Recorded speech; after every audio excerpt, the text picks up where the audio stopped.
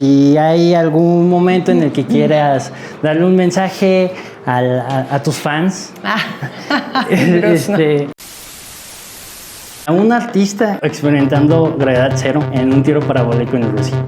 Con la intención de que fuera un vuelo de investigación, pues nos invitó a varios artistas mexicanos e hicimos este vuelo también con algunos científicos, entre ellos Miguel Alcubierre, con quien me emocionó muchísimo. Sí, Sinamecuta está relacionado por minerales magnéticos, porque en ese momento yo me encontraba trabajando con magnetismo encontrado en rocas.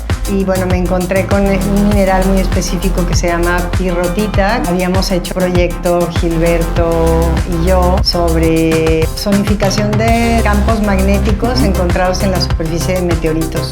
La tecnología para leer estos campos magnéticos, a veces usamos sensores digitales, a veces usamos sensores análogos. O sea, se me apareció la cromatografía de suelos. Entonces haces una dilución y después esa dilución se hace correr en un papel filtro, que es un papel circular, previamente sensibilizado con algunas sustancias, bueno, específicamente nitrato de plata. Hola mateadictos, bienvenidos a Matecast, un podcast de divulgación científica donde mostramos que la ciencia es para todos y no solamente para la gente que se dedica directamente a ella. El día de hoy hablamos de la relación de la salud de el iris en nuestro ojo con el de la Tierra, vuelos parabólicos en gravedad cero y sobre todo artistas en la ciencia. Démosle un gran aplauso a Marcela Armas. Marcela Armas, bienvenida a Matecast, ¿cómo estás? Hola, ¿qué tal, Bruce? Muy bien, muchas gracias por la invitación. No, que muchas gracias a ti por recibirme en el showcase. Showroom del Taller 30. Del taller. Oye, tenemos un montón que no nos vemos y estoy realmente, no sé si se note, pero yo le dije a Gil, yo estoy muy nervioso, pero también estoy muy contento de venir a visitarlos. Y tú, principalmente, comenzaste a estudiar arquitectura en la Universidad de Durango y luego eventualmente te moviste a Guanajuato a estudiar artes plásticas. Uh-huh. Y a mí lo que se me hace loquísimo, o sea, claro que hay una trayectoria enorme, o sea, está desde el estanque, ocupación, el cenit, el circuito interior, el exhaust, esta máquina Stella, implante, que de hecho ahí tengo una pequeña teoría con implante, y ahí es donde como que quiero conectar esta teoría. ¿Cómo fue esta onda de, o sea, un artista experimentando gravedad cero en un tiro parabólico en Rusia? ¿Cómo fue que diste con esta experiencia? Bueno, en realidad la experiencia dio conmigo, debería yo de decir, ¿no? Porque ese fue un proyecto organizado por Ale de la Puente y Nahum, que son, bueno, dos grandes artistas, amigos, colegas, que pues ellos han estado, su trabajo ha estado como movido por estas preguntas sobre el espacio, el tiempo, el cosmos. Bueno, Nahum ahora está súper dedicado, ¿no?, al arte y su relación con el espacio, digamos, el espacio exterior, pero desde un montón de reflexiones que finalmente nos sitúan en la Tierra, ¿no?, y nos hacen preguntarnos por nuestro lugar terrícola en el cosmos, en el universo, ¿no?, en el sistema solar al que pertenecemos, no sé.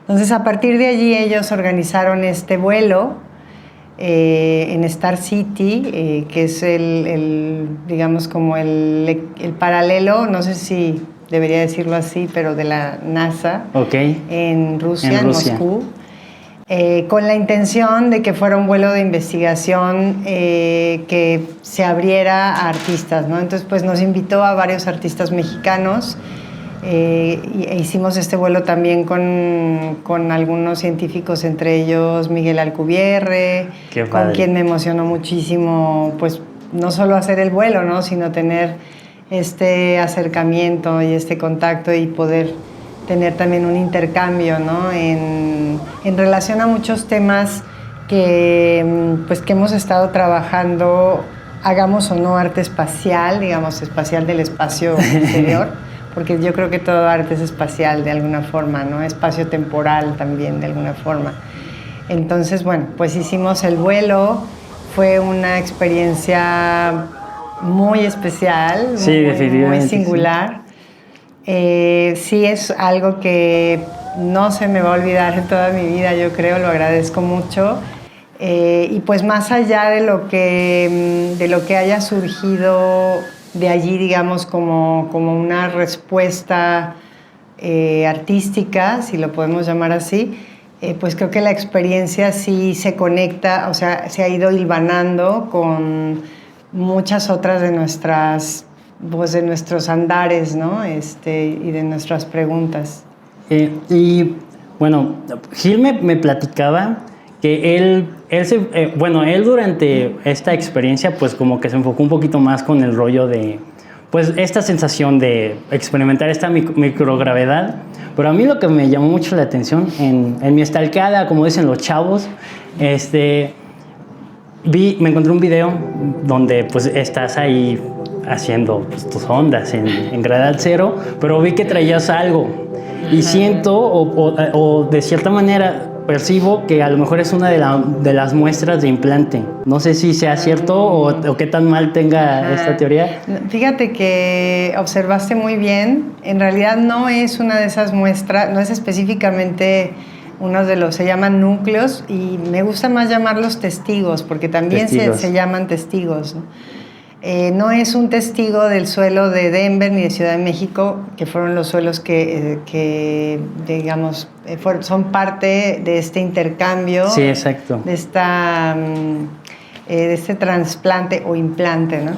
En el caso de esta obra en particular, pero sí es un testigo que viene de una mina, de un contexto minero en Durango, de donde yo soy originaria. Y bueno, con esos testigos yo empecé a pensar en trabajar directamente con cuestiones asociadas al suelo y a la geología. Y bueno, de ahí efectivamente surgió Implante, el proyecto Implante, y mi trabajo también, estas conversaciones que surgieron con algunos geólogos en Denver y en la Ciudad de México, en la UNAM también. Pero sí, efectivamente es un núcleo. Mi intención en el vuelo era, como metafóricamente, hacerme acompañar de este testigo, o sea, digamos, volar juntos, yo con este fragmento de suelo,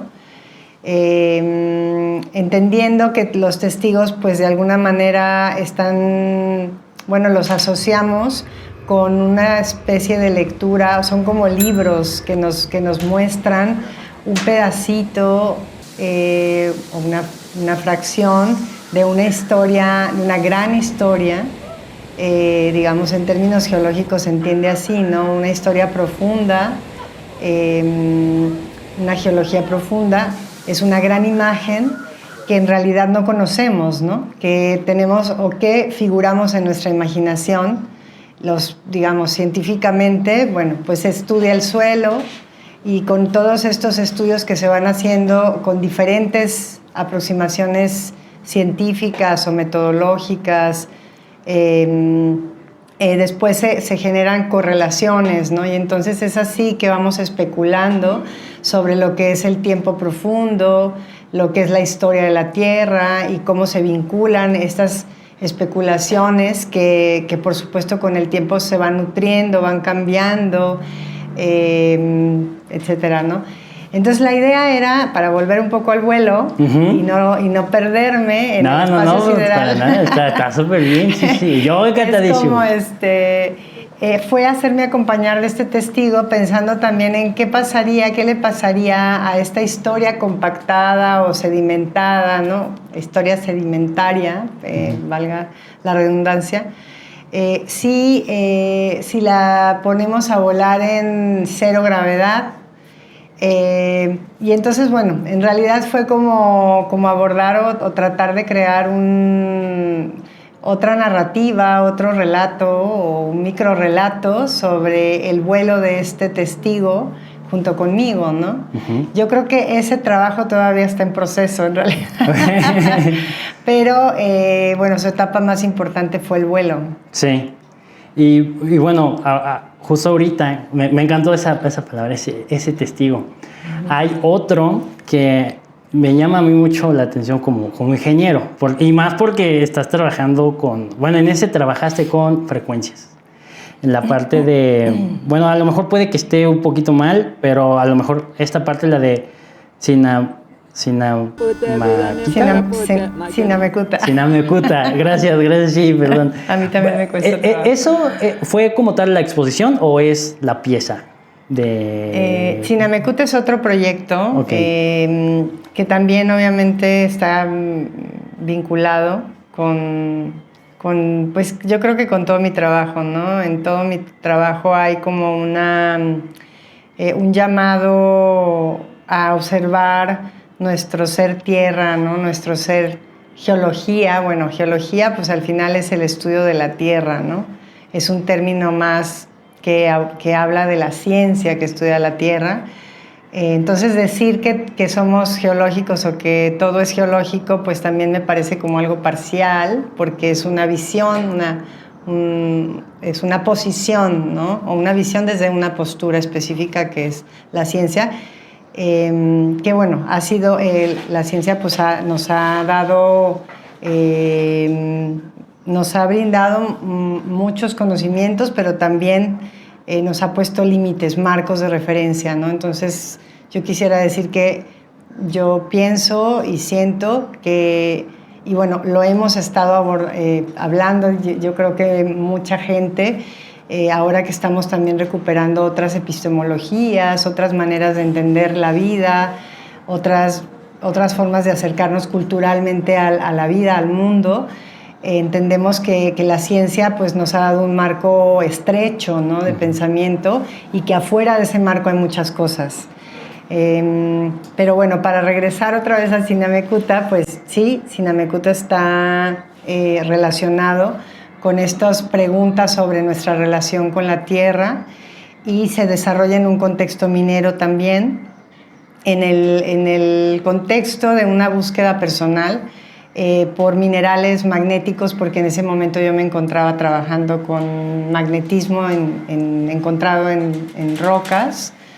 Habíamos hecho, entre paréntesis, ¿no? Un proyecto, Gilberto y yo, sobre sonificación ¿Qué es lo de laboratorios sonoros? No exactamente, es lo de la sonificación de campos magnéticos encontrados en la superficie de meteoritos encontrados en la Tierra, ¿no? Sí. Bueno, el tema es que yo estaba buscando minerales magnéticos y bueno, me encontré con un mineral muy específico que se llama pirrotita, que se encuentra en una mina activa en San Luis Potosí. Sabemos que, bueno, San Luis, como no es la única, muchas otras regiones, pues es una zona minera en donde ha habido pues muchas confrontaciones por la extracción, sobre todo mineras extranjeras, pero no todas son extranjeras, también hay mineras nacionales. Y bueno, yo me encontré con una minera, una industria que tiene mucho tiempo operando ahí, más de 100 años, y bueno, en unos primeros diálogos con ellos, pude tener acceso a un mineral que se encuentra al interior de una montaña, que bueno, en el proceso de estar trabajando con ellos, conociendo el mineral, me doy cuenta que esta montaña mina es un centro ceremonial wixárika, ¿no? El pueblo wixárika es el pueblo huichol. O sea, a lo mejor me estoy yendo un poquito. O sea, ¿dentro de la mina estaba el pueblo? No. Más bien la mina es una montaña, y esa montaña como tal es un centro ceremonial. O sea, la montaña es una montaña sagrada para el pueblo wixárika. Bueno, has escuchado, supongo, hablar de Wirikuta. Wirikuta es la zona sagrada de los huicholes o de los wixárikas. Que bueno, mucha gente, digamos, es muy conocido, muy sabido que Wirikuta está como cerca de Real de 14, y bueno, hay muchas rutas culturales, incluso turísticas, de muchos tipos, ¿no? Pero bueno, es una ruta ancestral, sagrada para el pueblo wixárika. Sin embargo, nosotros asociamos ciertos pueblos, cierta zona del desierto, ¿no? a esta zona sagrada que se llama Wirikuta. Y esta mina está como del otro lado de la Sierra del 14, ¿no? Entonces, para mí fue pues un descubrimiento que esta zona sigue siendo parte de Wirikuta y que este sitio, esta mina, está literalmente emplazada, o sea, están escarbando y están, digamos, explotando, extrayendo mineral de una de las montañas sagradas que antiguamente fue uno de los principales centros ceremoniales del pueblo wixárika.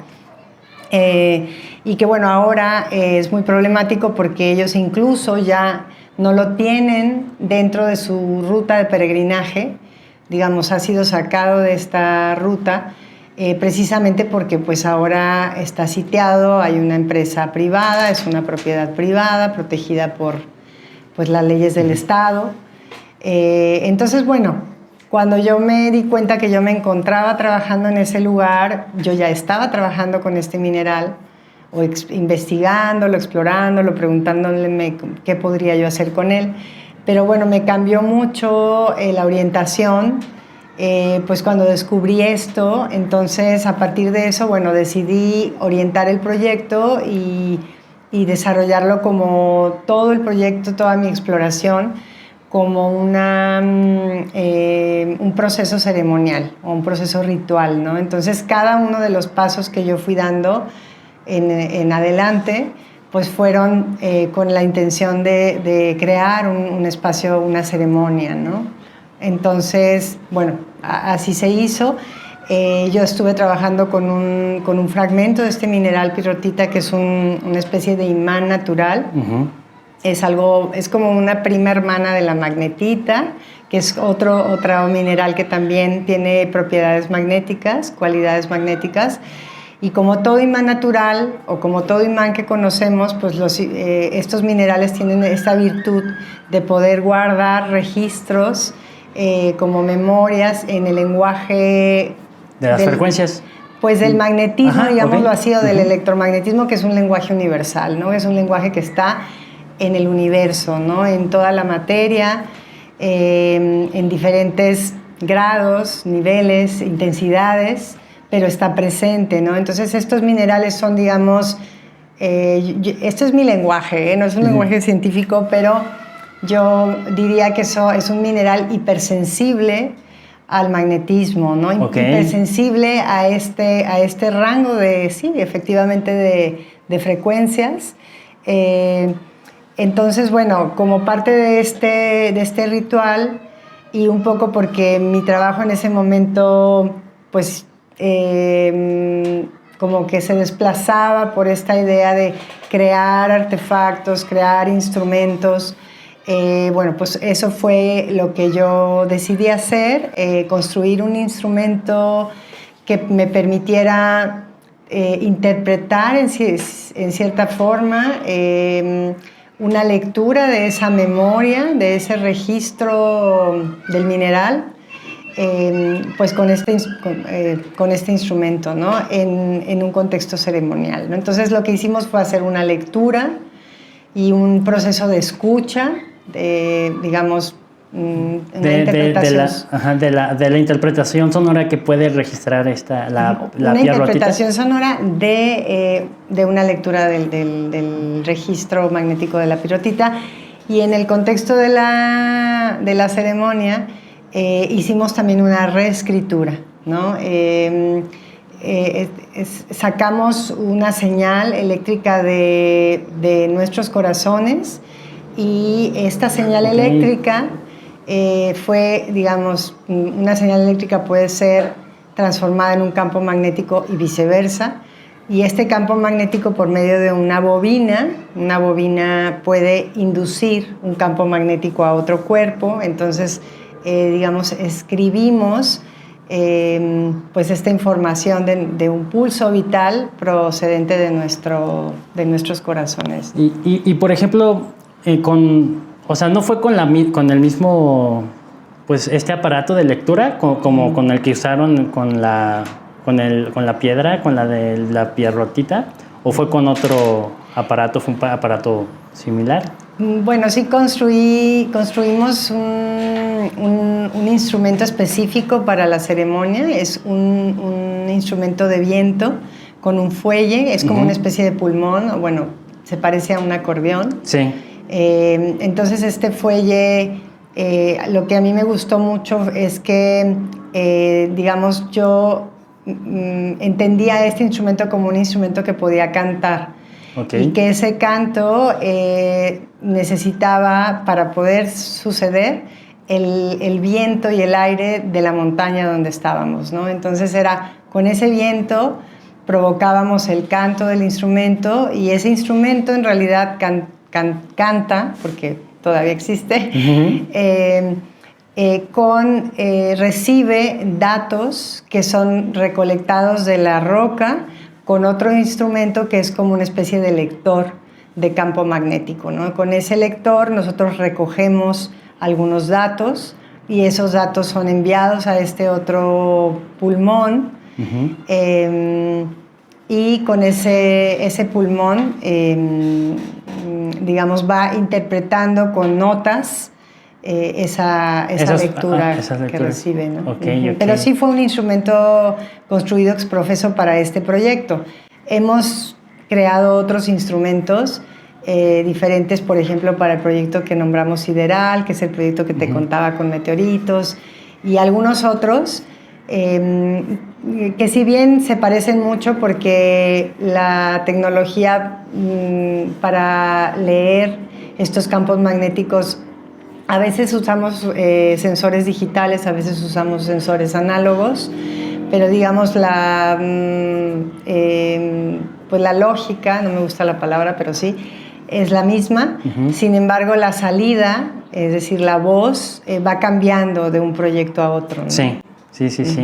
Fíjate que, bueno, o sea, yo nunca he trabajado con campos magnéticos ni nada, pero a final de cuentas todas estas señales pues se pueden interpretar con, bueno, me estoy arriesgando mucho, ¿verdad? Porque no soy un experto, pero a final de cuentas tienen estas propiedades de vibraciones, que a final de cuentas también es como, bueno, en este caso tú lo mencionas como esta manera de cómo interpretar todo lo que, pues no sé, de cómo habla la roca, tal vez. Pero también ahorita con esta plática que llevamos, o sea, yo lo último que me acordé es que fueron de sorpresa a la casa y yo así con el, ¿qué onda? Y de ahí otra vez ahí andaba faneándolos desde redes. Y ahorita pues me doy cuenta un poquito más de cosas de que, o sea, no solamente está esta parte de la parte artística, combinándolo con lo tecnológico, que me encanta, pero también me estoy dando cuenta que tienes un gusto concreto con la parte de la geología. Y también es algo que me llama mucho la atención, que es tu proyecto completamente actual, el de espejos de Olubionte, que aquí ya también viene una parte que, bueno, a lo mejor es por la parte que, o sea, a mí sí me gusta la parte de la salud, y luego también Juliana, que tiene estos rollos de biotecnología y cosas así, pero también aquí lo estás combinando con la parte de, pues sí, con la parte de la salud del iris, del ojo, y cómo interpretar eso y relacionándolo con la salud de la tierra. ¿Cómo yo sé que va empezando este proyecto, pero cómo surge también esta idea de combinar esta salud iris, salud humana, con la salud de la tierra? Sí, pues yo creo que uno va transitando caminos y procesos y de repente las cosas se juntan un poco solitas, ¿no? Bueno, a mi modo de percibirlo es así, ¿no? Sí. Pero sí hay un porqué, ¿no? Creo que como que mi trabajo se fue desplazando hacia un espacio en donde me fue interesando cada vez más el aspecto de lo curativo, ¿no? De la capacidad que tenemos como seres vivientes, no solo humanos, sino no humanos también, para recomponer nuestro estado de vitalidad, ¿no? Esta resiliencia que tiene, que es intrínseca a la vida, ¿no?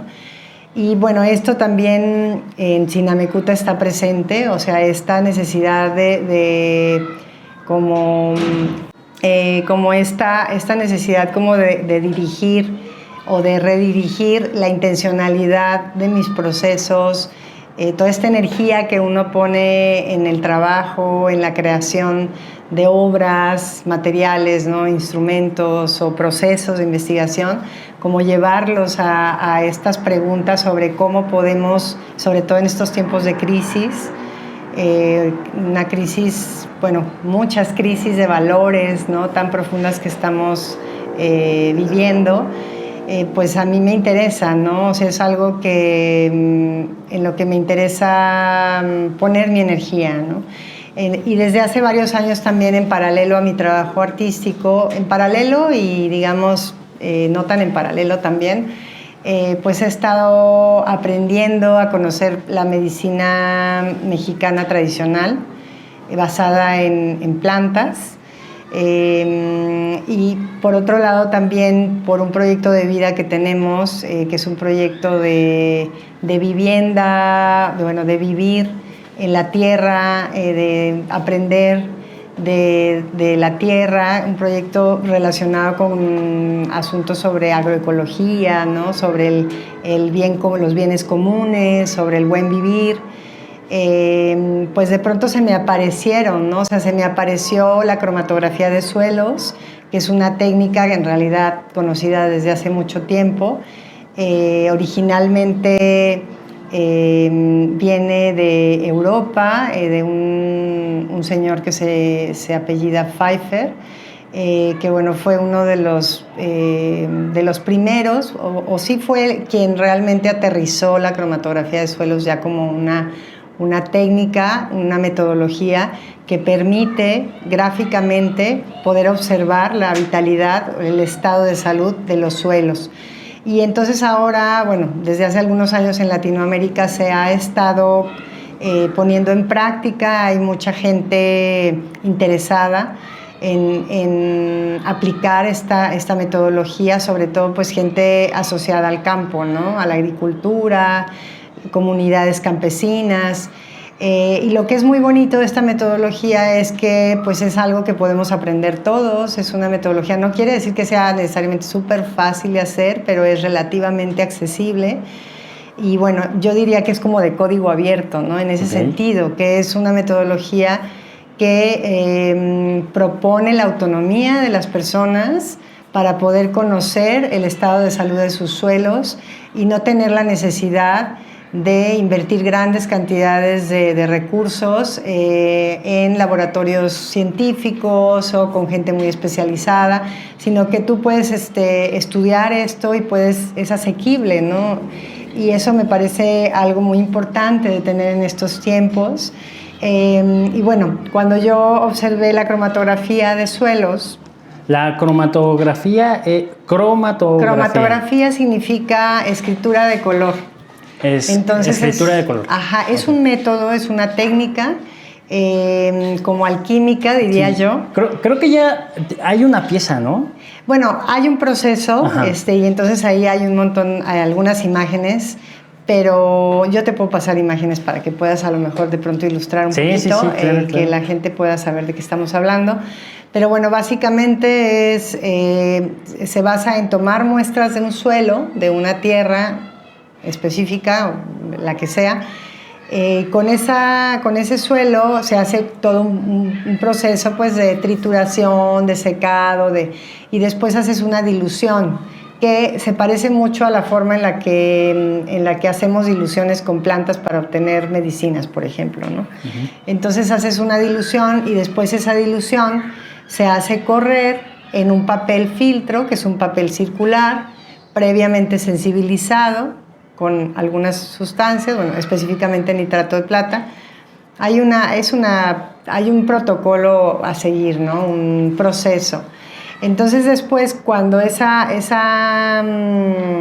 dilución se desplaza en el papel, crea un patrón visual. Es un patrón radial, circular, que se crea y del cual se pueden interpretar sus colores, su anatomía, ¿no? O bueno, su forma, su morfología, el cómo las líneas de esta dilución corre, y tú puedes saber, digamos, en un primer así como chispazo, no sé cómo decirlo, puedes saber el estado de vitalidad de un suelo, puedes saber si el suelo está muy desgastado o incluso casi muerto, puedes saber si está muy vital, si es un buen suelo, que está nutrido, que está vivo. Puedes observar muchas cosas. Obviamente, mientras más conoces la técnica, mejor puedes interpretar el suelo, ¿no? Hay un grado de subjetividad en esta lectura. También me encanta la subjetividad, o sea, me gusta mucho como un espacio de pensamiento crítico, ¿no? El acercarnos. La interpretación subjetiva me parece como que es un aspecto muy importante a poner, a enfatizar en estos tiempos en que el conocimiento o la objetividad ha tomado un lugar muy preponderante en la validación, digamos, la validación del conocimiento, ¿no? Entonces creo que la subjetividad es importante porque en realidad pues el conocimiento, desde mi punto de vista, nunca ha dejado de ser subjetivo, ¿no? Porque siempre debe ser situado o está situado, aunque no lo queramos, el conocimiento está situado, ¿no? En contextos específicos, singulares, culturales también, ¿no? Entonces, un poquito la cromatografía de suelos te permite acercarte, no solo a mí, ¿no? A cualquiera que la quiera abordar, acercarte al conocer tu suelo desde un punto de vista cualitativo, y aquí voy un poco a lo que interesa. Lo que me interesa a mí en realidad no es hacer un proyecto sobre cromatografía de suelo, sino encontrar esa relación entre la salud del suelo a través del croma y la salud de nosotros, de los cuerpos humanos o de nosotros, personas vivas, interrelacionadas. Con el mismo suelo que está ahí, supongo, ¿no? Es como un proceso de estudio de casos que voy abordando. Okay. Y más que casos, porque también cuando hablo así parece que estoy otra vez yendo al lado de la ciencia, en realidad pues siempre estamos como en ese bordear, ¿no? En esa frontera borrosa, y vamos navegando y desplazándonos de un lado a otro, y bueno, no podemos negar tampoco todo lo que la ciencia efectivamente nos ha aportado y de dónde venimos. Sin embargo, creo que está bueno empezar como a romper paradigmas y poder crear otros espacios de observación que nos permitan entender desde otros lugares qué está pasando con la vida, con la salud, ¿no? En estos tiempos en los que esta es una pregunta evidentemente por la alimentación, ¿no? ¿Cómo nos relacionamos con el alimento que nos sostiene en vida, ¿no? Cuando en realidad el alimento pues viene de la tierra. Sin embargo, las personas que vivimos en ciudades pues ya rara vez pensamos cuando nos sentamos a la mesa de dónde proceden estos alimentos. Rara vez pensamos ni siquiera tal vez en agradecer, ¿no? O en simplemente imaginar la procedencia de ese alimento y cuáles son todos esos procesos que permiten que esos alimentos estén aquí y cuál es la calidad de esos alimentos a los que estamos teniendo acceso, ¿no? Eso ya ni siquiera son preguntas que nos estamos haciendo, digamos, cotidianamente, sí, ¿no? O sea, lo vemos, esta manzana se ve bien bonita, pero no sabemos qué todo este proceso que lleva, concuerdo, sí. Exactamente, ¿no? Entonces, bueno, Espejos del Olobionte es un proyecto que intenta encontrar esa relación entre esos, pues que en realidad no es el estado de salud de nosotros y el del suelo, es el estado de salud de la vida y de la tierra, siendo nosotros parte de ella, ¿no? Sí. Y bueno, la relación, porque nada más hablé de la cromatografía de suelos, está también el estudio de la iridología, un poquito para no hacerlo tan largo, que me viene un poco del estudio de la medicina tradicional mexicana, ¿no? Desde allí, y un poco también pues mi amistad con alguien a quien admiro mucho, ha sido un amigo muy cercano, quien ha sido también pues un gran maestro para mí, que es Ariel Bussi, que es un amigo artista, investigador, y es un médico herbolario y es virólogo también, ¿no? Entonces, como que a través de él, pues me he permeado un poquito, y bueno, cuando descubrí, como que hubo una inmediata asociación, y creo que no solamente yo la puedo hacer, yo creo que muchas otras personas la han hecho, del croma con el iris, ¿no? de un ojo. Tienen una afinidad visual, entonces, bueno, aquí me surgió la idea pues de ponerlos en relación, de ponerlos a dialogar, ¿no? El iris, el estudio del iris, que también es otra técnica que si bien ha sido, digamos, este tipo de técnicas muchas veces han tenido el problema de ser descalificadas por los lenguajes o, digamos, desde la ciencia, ¿no?